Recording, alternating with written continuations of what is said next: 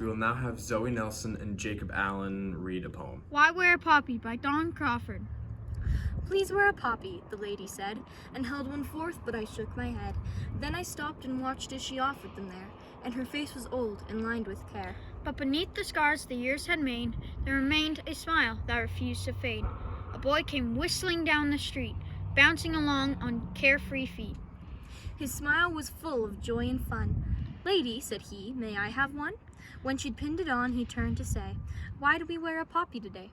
The lady smiled in her wistful way and answered, This is Remembrance Day, and the poppy there is a symbol for the gallant men who died in war. And because they did, you and I are free. That's why we wear a poppy, you see. I had a boy about your size, with golden hair and big blue eyes. He loved to play and jump and shout. Free as a bird he would race about. As the years went by, he learned and grew, and became a man, as you will too. He was fine and strong with a boyish smile, but he'd seemed with us such a little while. When war broke out and he went away, I still remember his face that day. When he smiled at me and said, Goodbye, I'll be back soon, Mom, please don't cry. But the war went on and he had to stay, and all I could do was wait and pray. His letters told of the awful fight. I can see it still in my dreams at night, with the tanks and guns and cruel barbed wire, and the mines and the bullets and the bombs and the fire. Till at last the war was won, and that's why we wear a poppy, son.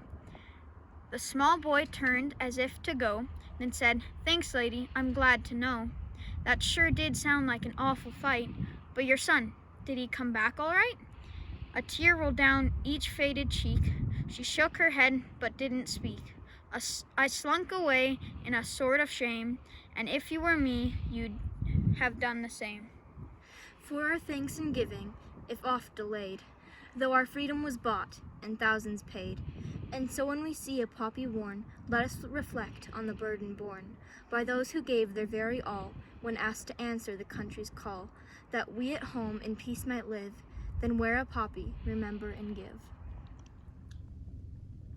We will now begin the traditional ceremony of remembrance. Mr. Jensen will lay a wreath in memory of the fallen Canadian soldiers. This will be followed by a minute of silence, and then the last post will be played. Another minute of silence will pass, then revelry will be played. Please remain standing throughout the entire ceremony of remembrance. Please stand in your classroom at this time.